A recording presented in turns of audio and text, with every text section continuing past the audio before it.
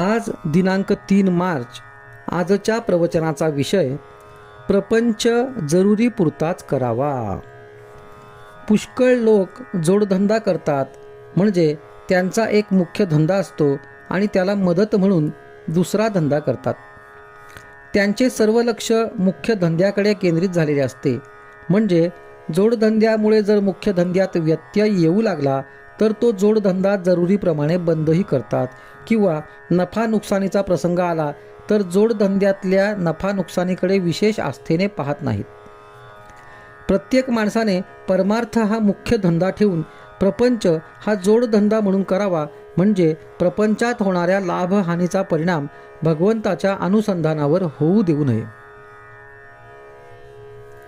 परमार्थाच्या आड प्रपंच न येईल अशा युक्तीने वागावे. भाजीला जसे मीठ लागते तसा परमार्थाला प्रपंच लागतो. मीठ नसेल तर भाजी आळणी लागते, पण मीठ जास्त झाले तरी भाजी खावत नाही. त्याचप्रमाणे प्रपंच आणि परमार्थ यांचा संबंध आहे.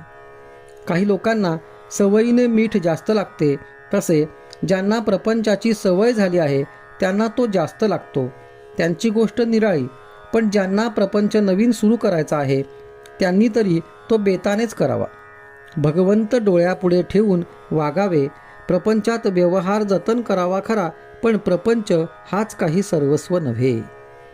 भगवंताचा विसर हा कोणत्याही कारणाने झाला तरी तो बरा नाही. मग प्रपंचात सुखसोयी असल्यामुळे तो होवो, किंवा प्रपंचात दुःख झाल्यामुळे होवो.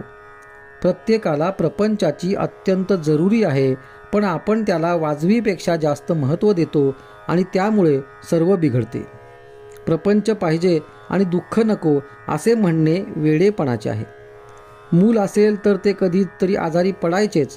प्रपंच हा कुणाला सुटला आहे? हा प्रपंच, हा संसार भगवंतानेच उत्पन्न केला आहे, तर तो कुणाला तरी सुटेल का? तसा नुसता प्रपंच तापदायक नाही, तर आकुंचित प्रपंच हा तापदायक आहे. ज्याप्रमाणे आपण आपल्या या खिशातले पैसे त्या खिशामध्ये ठेवतो, त्याचप्रमाणे प्रपंचातले आपले मन काढून भगवंताकडे लावावे. तसे करण्यात समाधान आहे.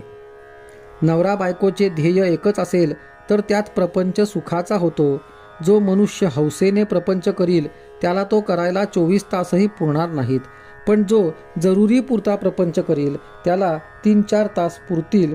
प्रपंचामध्ये कर्तव्याला चुकू नये, पण त्यामध्ये आसक्तीने गुंतून राहू नये. आपले व्यवहाराचे कर्तव्य मनापासून केल्यानंतर त्याचे फळ रामाकडे सोपवावे. रामाचे नाव शक्य तितके घेऊन आपले मन त्याच्या ठिकाणी चिकटावे, यासाठी त्याची मनापासून प्रार्थना करावी. आजचा सुविचार. प्रपंच हा मोडक्या वस्तू नीट करण्याचा कारखाना आहे. तिथे मोडक्या वस्तू जितक्या जास्त असतील तितकी शिकणाऱ्याला संधी जास्त असते.